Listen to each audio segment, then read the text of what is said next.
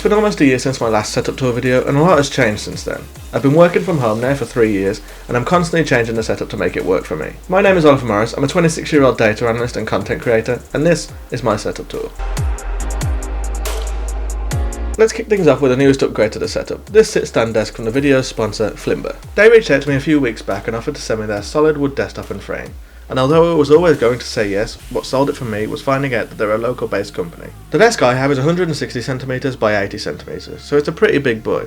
And as I mentioned, it's a solid wood build. This particular colourway and grain is called pheasant wood, but if you'd prefer something else, there's plenty of options to choose from on their website. It's a dual motor standing desk, which means it has a lot of power. It can lift up to 135kg in weight, which is more than enough for most users, and even with these motors, the desk is super quiet. It has a programmable keypad for sit and stand preferences, and there's a charging port built in, which is always handy. They also sent me this awesome desk shelf that matches, and I think it really completes the desk setup. I believe that the desk and shelf together in this configuration come in at under £1,000, which for the build and size is incredible value. All of their desks come with a 10-year warranty and a free 30-day money-back guarantee if you're not happy. And you can currently save up to 10% on all standing desks if you use the code MB10 on their site. Moving on, my chair is the Ergo Chair Plus from Autonomous. This is the naked grey version with a white frame. It looks super unique, but its customizability is what makes it a really comfortable chair. If you're spending multiple hours at your desk, then a good chair is a must. Autonomous have a lot of different options over on their website, so I'm sure you'll find something that suits you. When it comes to the monitor, it's still the LG 49-inch ultra-wide. This display is still a powerhouse. Sure, the refresh rate could be better, but I spend most of my time either analysing data or editing photos and videos, so the refresh rate isn't the most important thing to me. I've spoken about the specs of this monitor in other videos, so I won't go into too much detail, but this is a 5K display with a 32:9 aspect ratio. It's basically two 27-inch QHD displays put together.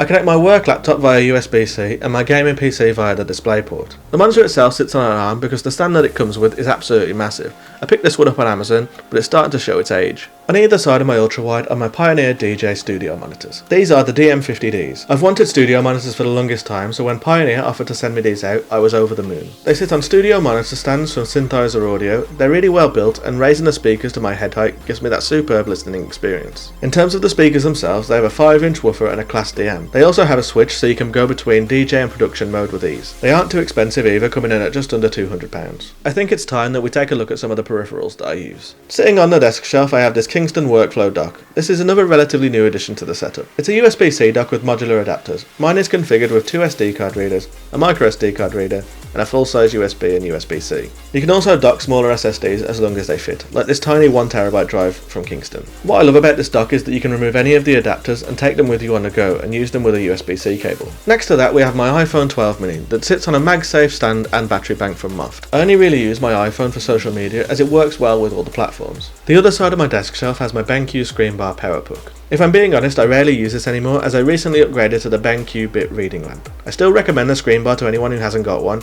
and the halo is great because it has a light on the other side, which gives you a nice ambient glow when it gets darker. I also have 2 tiny pop Funkos, Prison Mike and Kevin with his chili. I'm a huge fan of the Office US, and having these on my desk just shows a bit of personality. My keyboard of choice is always changing. I have a few that I like to use, but my current main choice is the EpoMaker GK75. As the name suggests, this is a 75% board with Glacier silver switches. It has a nice thick sound when typing, and it's not too loud either. My favourite part of this keyboard though is the 4 programmable dials. The top one is pretty standard and used for volume adjustment, but the others have macros and Premiere Pro assigned to them. It is a wireless keyboard, but I prefer to keep it wired using this coiled cable that's also from EpoMaker. My mouse is still the MX Master, and yes, it is the original.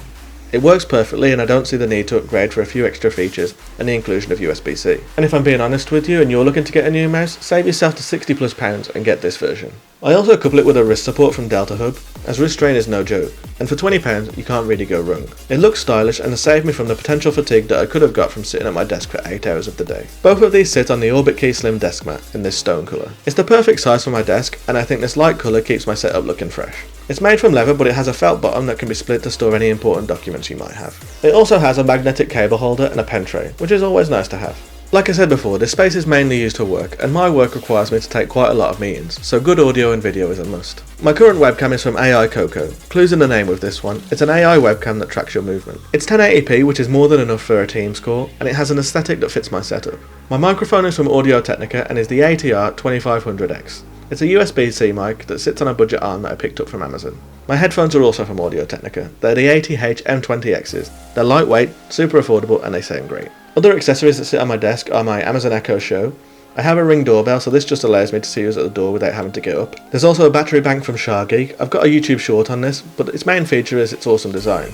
It's transparent and the screen gives you all the info you need when it's in use. I also have this 5-in-1 multi-tool. It covers the basics like a keycap puller, but has some other cool uses like the stick brush for cleaning keyboards and an earphone cleaner. My laptop that sits under my desk shelf when not in use is the Samsung Galaxy Book 3. It's the 17-inch version, but I must say I've been really disappointed with it. Don't get me wrong, it's great for throwing in my backpack when I'm travelling because it's super light, but the performance considering the price could be a lot better. Moving above my desk I have a floating shelf that holds a bunch of cool items. I won't go into all of them, but I will talk about the centerpiece. I get so many questions about this Pixel display. It's from a company called Titbit. It's basically a programmable display that I use to display the weather, but it does have a lot of other cool customization. It is pretty pricey, but it is a great gadget for the aesthetics. To the left and right of my desk I have two IKEA pegboards because I had the ultimate first world problem of having too many keyboards, so I thought it would be a good idea to showcase some of them. I won't go into detail with them, but the four that I have on display are just some of my favourites. I also have this 10-inch screen attached to the one on the left. All this does is act as a second screen for Spotify. And that's it really, apart from a few niche items like my WWE title belt from Clash at the Castle from last year. I don't think I missed out on anything, but if I did, let me know in the comment section down below. I'll keep everything linked in the description, so you can go out and check it for yourself. If you do want to see more frequent content from me, I post a lot more over on Instagram and TikTok, so I'll leave those linked in the description as well. I hope you enjoyed the video, and if you haven't already, hit that subscribe button, and make sure you hit that like button too. Thanks for watching everyone, and I'll see you in the next one.